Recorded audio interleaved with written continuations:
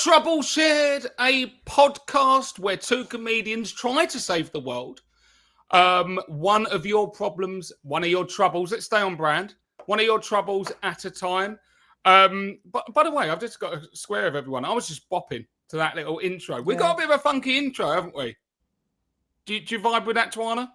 You know me, Johnny. You can see me possibly dancing every time that intro sort of comes in. Then I realise that I need to stop at some point because the cameras are going to switch on and people are just going to see me giving it. Go and rock up in the rave. Yeah, exactly. No, fair play. It's important to have a podcast where your intro grabs people and people might start to do a dirty whine when they're on the tube listening to stuff. Yeah, you know, that's what we're about. Where my manager didn't even introduce us. My name is Johnny Cochrane. I'm here with someone who just happens to love a bit of trouble. How you doing, Twayna, Mayne? Johnny Cochrane, I'm doing fine, actually. I'm doing all right. I've got a bit of a messy hair day, which is why I'm hooded up indoors. But yeah, all good with me. How about yourself?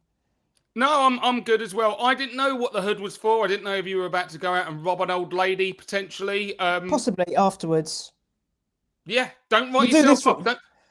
We'll do this for a bit, and then I'll see what's out there. Yeah, don't limit your day. And if anything, guess what? Guess what's going to happen? Oh, there's an old lady who's just been mugged. She's probably going to want to send a message into a trouble podcast.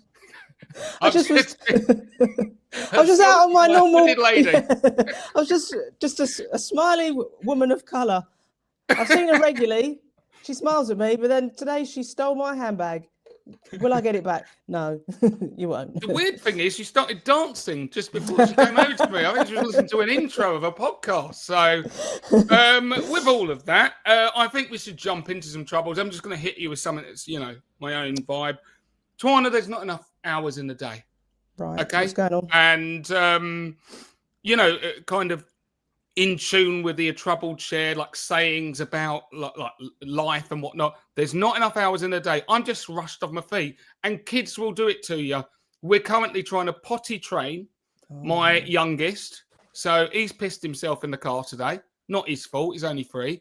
Yeah. And parents' evening has meant that I had to pick my oldest up at lunchtime. What the fuck's going on? You went to school. I went to school. I wasn't going home at half time.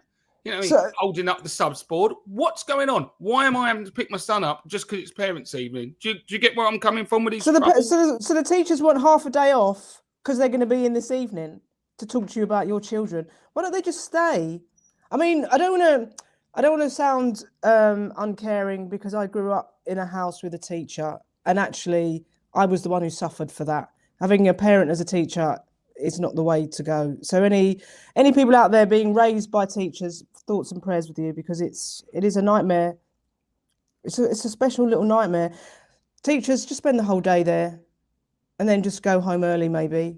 Come on. I don't want to slag you off because you are doing a particularly hard job, but also just go the distance. They're young children as well. How old is he? 6? He's 6, you know, and at the end of the day, it's the parents picking up the slack. And yes, of course, as a podcast, we would like to put it out there that we massively support teachers. You're underappreciated by greater society, underpaid as well, I would even go as far as. But at the end of the day, don't mug the parents off. Yeah. Why are they going at home at half time? You know, it's parents' evening. That's written into the job. Guess what? You get a 6-week summer holiday as a bumper bonus for that. Don't make me suffer in November having to take him home. He's downstairs watching tablet right now. So I've revealed too much about my parenting style. I need to crack on and put some other troubles out there before they send social services around. You ready to deal with some problems? Troubles, Twayna? Here we go. Let's go to the first one. Not literally. My boyfriend keeps doing a disappearing act in the middle of the night, but refuses to explain. I moved in with him a year ago, but over the past couple of months, he is always trying to sneak off in the dead of the night. Sometimes he's gone for 10 minutes. Other times it's more like a couple of hours. We're both 28. He won't say where he's going, just that he'll be back soon. We had a big argument about it, and he said he doesn't have to answer to anyone. Am I reading too much into it and worrying about nothing? What you got, Twayna? Worry. I'd worry. This sounds rather alarming. Listen, 10 minutes. Where's he going? 10 minutes. It's not. I wouldn't worry too much, but also it's going on quite regularly. I think there's a problem somewhere. My thing is, it's one of two things. He's seeing somebody else, or he's taking drugs, or it's both. That's what I reckon that is. I think you're going out with somebody who's otherwise engaged. I think there's a very good chance there's some criminal activity taking place here. This is completely sus. He's probably going out beating up tramps, that kind of random shit, or Fight Club. We've all seen that film, fighting blue collar fight rings and stuff. There's no excuse for this. Middle of the night, dead of the night. Oh yeah, I'm just off. I don't have to answer to anyone. And she's even cleared up the fact that they're both 28. Not because that sounds like the defense of a 6-year-old or a 7-year-old, but I don't have to answer to anyone. Well, yeah, because we live together and you're fucking disappearing in the middle of the night. Yeah, it's a weird situation, isn't it? But we might actually be saying here, best case scenario, he's shagging someone else. Yeah. The best thing is he could be cheating on you. The worst thing is he's probably cheating on you, but he's also probably taking some drugs or involved in something pretty bad. So what is it you want? What is it you want from him? Do you want him to cheat on you? Get out of it. Get out of this relationship. It sounds like it's not in a good place. And as he's not being honest with you about what he's doing, as he's being a bit defensive, respect yourself, look after yourself, and move on. He needs to sort his stuff out before you and him can be involved.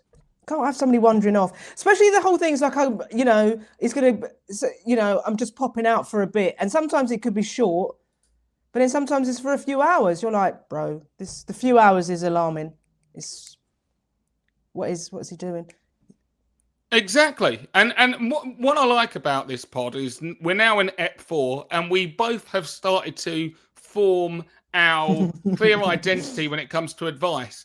And your go-to will often be break up with it. Break up with him, break up with them, just fall earth all the time. And listen, I can tell you right now, often the problem will be best solved by just, get rid. But I do love the fact that you do not mess around, Twayna. You just draw straight for the... I'm just straight there. I'm like... It's get rid. They've sat there, they've realised they've got a problem, they've come to us with the problem, and they know deep down that they probably should go, but they're trying to work it out. They're trying to solve the problem, and it's just like, I've seen the problem and gone, just go, just leave. There you go. It can't be fixed. It's unless they bring something to the table and actually turn around and go, actually, I'm doing A, B, and C. They're not. So save yourself, leave. Case closed. See you later. For my 2 pence, I would say if you were, I actually think Twayna's right overall, but if not, if you were going to try and make it go, you've got to get to the bottom of where he's going. I mean, goodness me. And he'd probably come out going, I like midnight runs. Well, you know what? You should have Find My Phone tracker on him. Just make sure you see where that route's going. Because if he's just going downstairs running around the pond, I suspect he's up for different stuff. But the reality is he's got to be honest about where he's going, at the very least. That is just, even getting in the door to reconciliation. Outside of that, if he keeps, trying to muddy the waters and be dishonest, then just get rid. And Twayna said it first. Right, let's move on to our next trouble. My friend, cheers, Johnny. My friend only ever wants to talk about herself. Should I cut her off? I have been friends with a woman for more than 20 years, and I'm starting to find it all a bit much. She lacks self-awareness and is increasingly difficult to be around. Over the years, quite a few of her friends have disappeared from her life, and she isn't sure why. She used to make an effort to be my friend, but now I'm finding my role in the relationship is as the audience.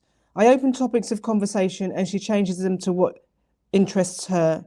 Politically, she has strong opinions, which are very different from mine. I don't want to be a friend who cuts and runs without explanation, but she never wants to hear what I think or have to say anymore. What do you reckon, Johnny? Now, I didn't want to have to write my own trouble in here to deal with my relationship with you, Twayna, but it's the only way to get you to start listening to.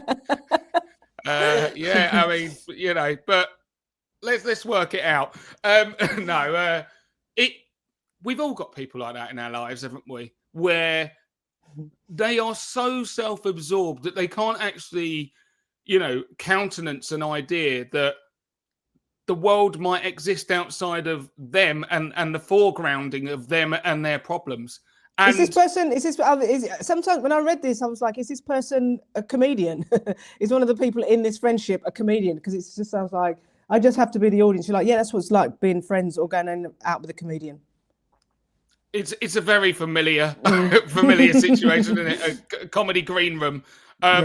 But on that, I can give comedians in that situation a little bit of liberty because you're about to or have just gone on to perform in front of a bunch of people, and guess what? It is go time. So it's hard to, operate two mentalities at the same time. I'd like to think I do it. I think you do it. So we can be normal in those worlds, but it's when people are like, they're not coming off stage. They're just walking in from dropping the kids off school and they're telling you about everything that goes on with their day with no questions back. It's a one-way date. Very, very difficult to get on with folk like this. And the other thing as well, politically has strong opinions. I find this to be quite interesting because I would say as I get older, someone said this to me when I was younger, and I could understand what they meant, but I hadn't lived it. As I get older, we see the world getting more and more, polarized. I make less and less friends with people who are completely at the opposite end of the spectrum to me politically. I have friends like that, but they're the ones that I've gone through some shit with. You know what I mean? Like, you've got to have done something. I've got to have grown up with you, and then you can tell me about, your love for capitalism, and then I'll tolerate it. But new friends, I'm sorry, if you're rolling out there going, do you know who's got a good point? Nigel Farage. Yeah, I'm not your mate. I'm not your mate. Never will be. So, sometimes I say all that to say this. Sometimes you grow out of people, and the only way that it wouldn't kind of come down that way is if someone had a good heart and a good spirit. But it sounds like they're just completely up their own arse and sounds like a bit of a wanker. So I don't want to steal your tactic here, Twayna, but get rid of this. It's kind of weird. I reckon. Well, the thing is, they've been friends for 20 years, and that's a long friendship. Like that's a long relationship, and you've probably been through some ups and some downs. But like you said, they don't last forever. Like sometimes you can have. I've got friends who I've had for years, and we're still going strong. But then I've had friends sort of in that time that I've been friends with for a lot of time, and I no longer am friends with because our lives are completely different now. We don't get on. They still want to go and get kicked out of pubs. I don't want to get kicked out. I had one friend who got us kicked out of the same pub twice in the space of 5 months, and I've only been kicked out of the pub twice, and it was with this person. I was mortified, and that was the beginning of the end of a friendship that we'd had at that point for about 15 years because we changed so much. A lot had happened. This is what happens. You just want to kind of let them down gently. This person, I think, is realizing that this friendship has possibly run its course and just doesn't want to just be a shitbag and go, do a normal Twayna thing, just like disappear. Actually, just wants to let them down gently, but actually wants an exit and to go. Yeah, one of the things you could do is, and people don't use this enough in life, use smoke bombs. Okay, like Batman and stuff. They could be talking. They could be talking about themselves, obviously, and then all of a sudden, whoosh, and just disappear and never ever see them again. And just leave them with that thought of what happened there. I think this person disappeared into smoke. Like, are they like vampire-ish? Yeah, because they brought it on. So don't apologize. Don't give them any closure. Smoke bomb out of there. Never see you again. And I agree with you, Twayna. If your mate's getting you kicked out of pubs, you don't want to live in fucking in Albert Square. Yeah, getting jazzy jeffed by Phil and Grant. You want to maybe having coffees with people. You know what I mean? Stroking dogs, that kind of thing. You don't have to own one, but like you've moved on with your life. And if people ain't up to it, they gotta go. They gotta go. Sounds good. Yeah. I think we nailed that one, didn't we? So we've had 2 troubles so far, and both of the resolutions are get rid of your significant other in that situation. Yeah, somebody makes you miserable, get rid. Get rid. No time to waste. Let's move on to the next trouble. I keep having sex dreams about my co-workers, customers, and boss, and it's really unsettling me. I don't even fancy any of them. So why is my brain creating these images? I'm 19, female, and work in a large bakery. Carry on. I know. It's just it is the place of work that does do it. Yeah.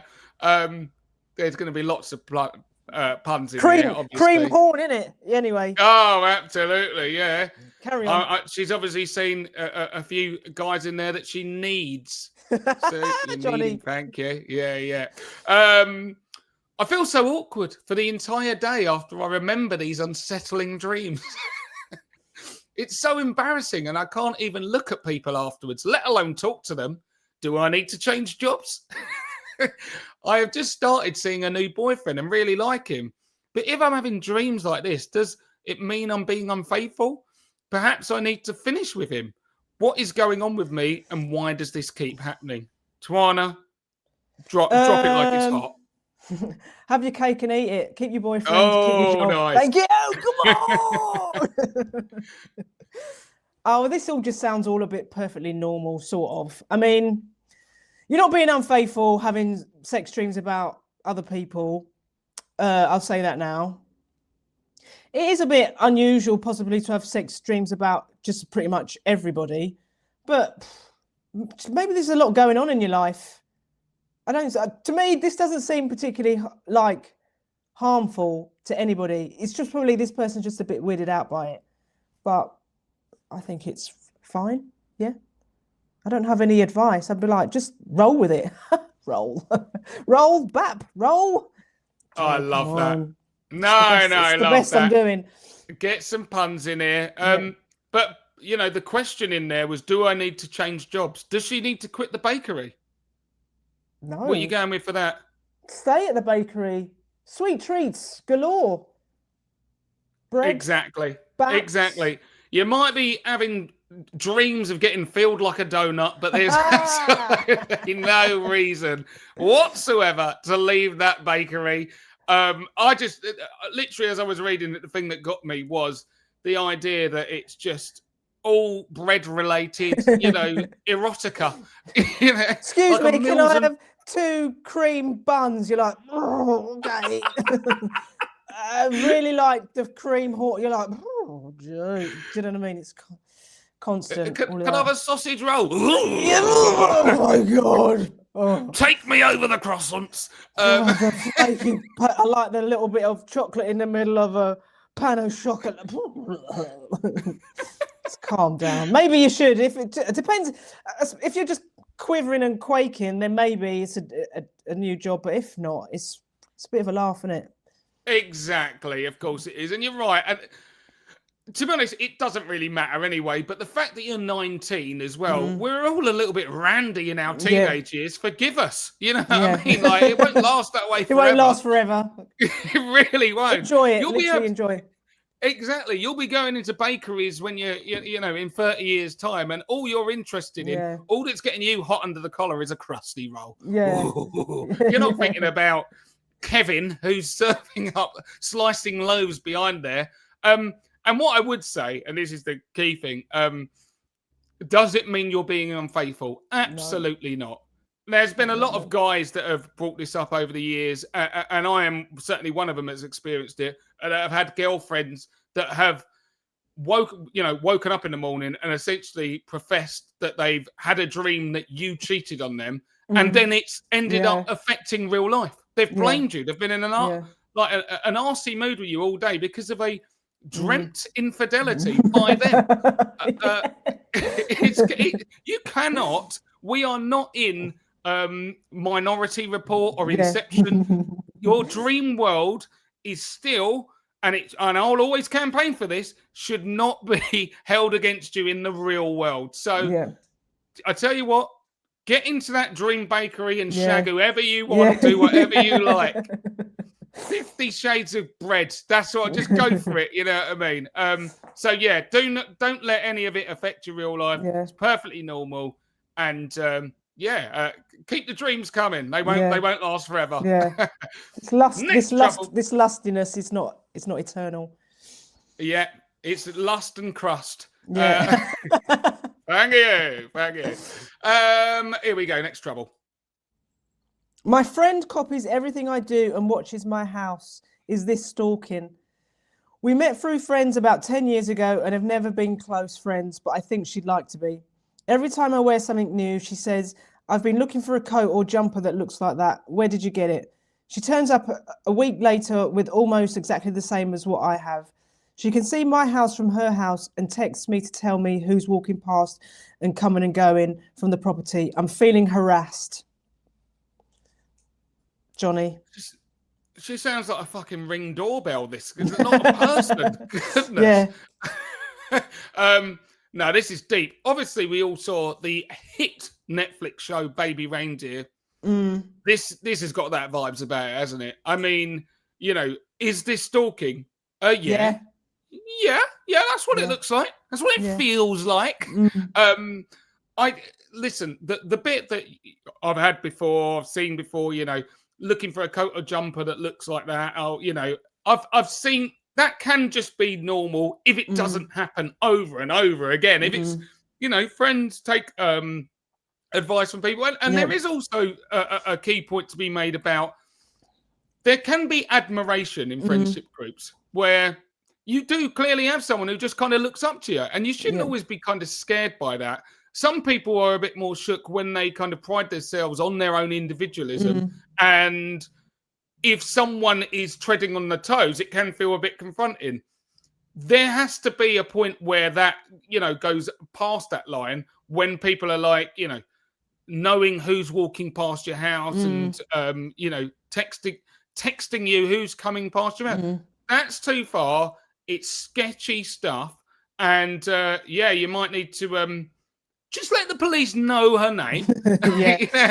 Maybe get a black box recording in your own bedroom. Like, if anything happens to me, it's her. Just so you know. But I mean, this sounds sketchy to Twayna. I think she's right to be alarmed.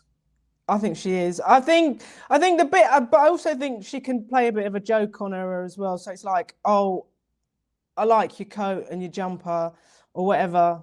And then just give her the wrong place. Or maybe just start dressing up like a clown or something and wondering if she'll just, you know what I mean? It's like, why tell her, like, you know what she's going to do? Why don't you just send her in the opposite direction? Or why don't you just change your whole style?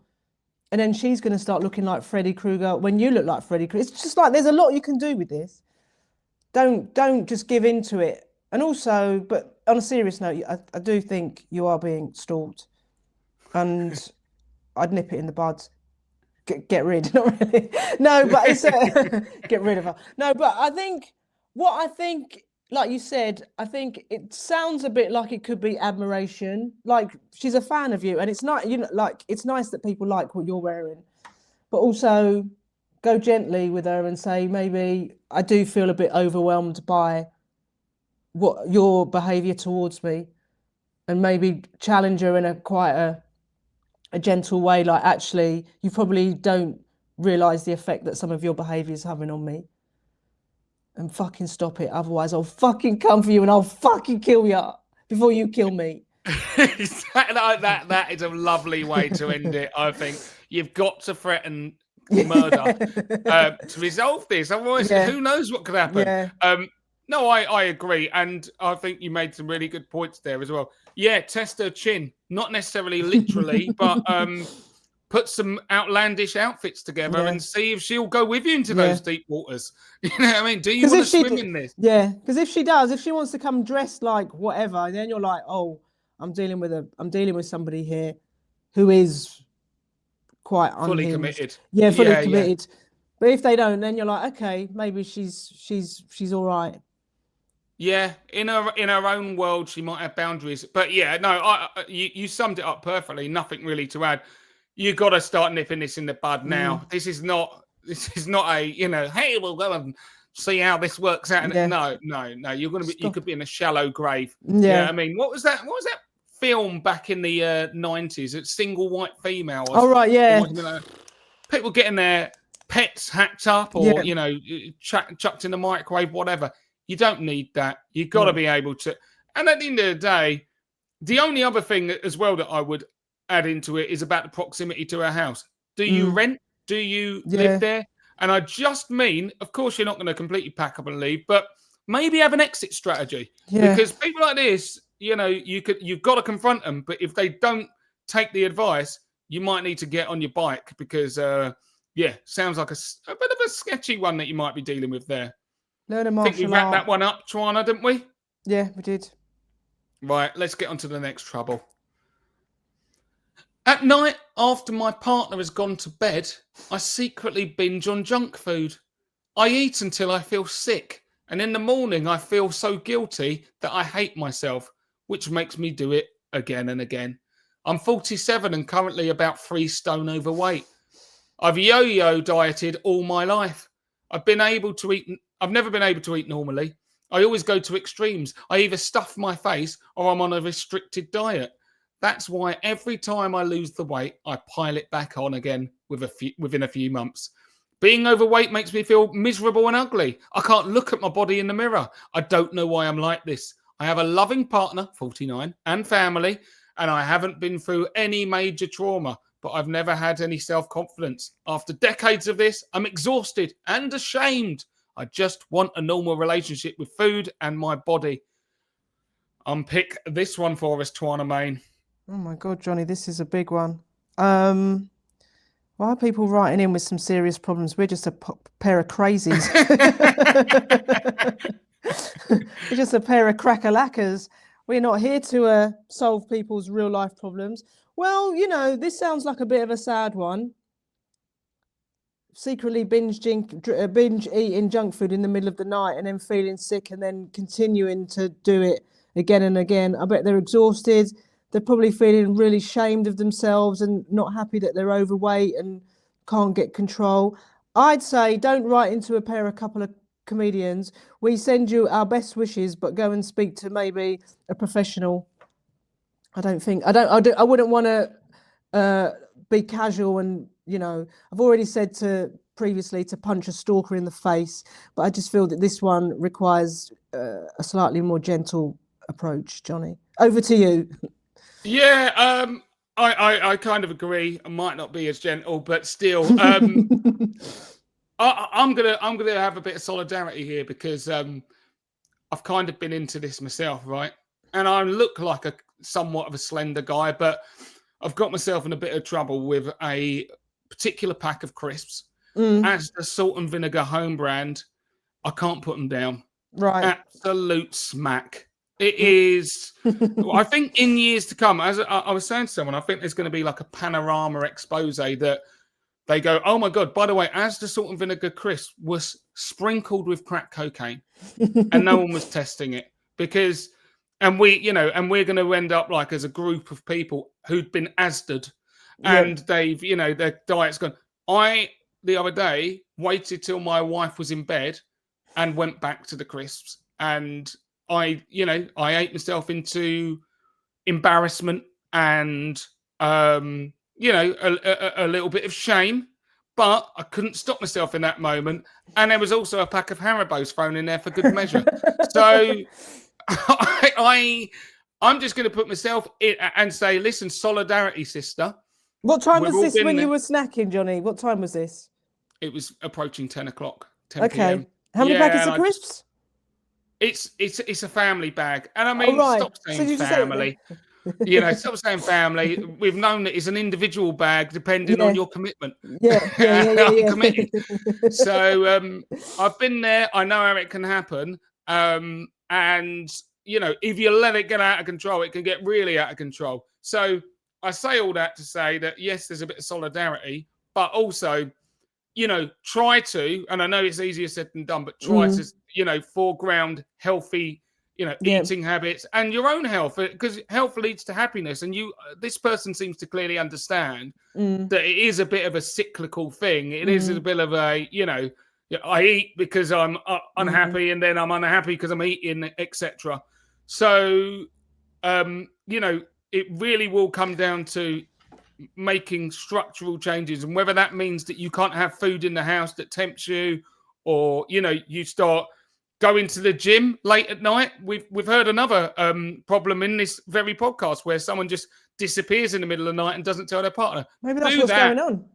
Yeah, he's got a snack pot. Yeah, but go to the gym instead. Do something like that. But then Who also, knows? like, they're doing it secretly, and they've said they've got a loving partner. So it's like, maybe just reach out to your partner, because I'm sure, like, you seem to be, and don't be like, oh, because I haven't been through a major trauma, that you don't. That, do you know what I mean? It's like, you don't have to have gone through a major trauma to be in a cycle where you're having a problematic relationship with something. Do you know what I mean? It's like sometimes life comes up and sort of deals us a blow, and this is where you're going for a source of I don't know, comfort. You're comforting yourself. Look at me now, I'm coming with the advice.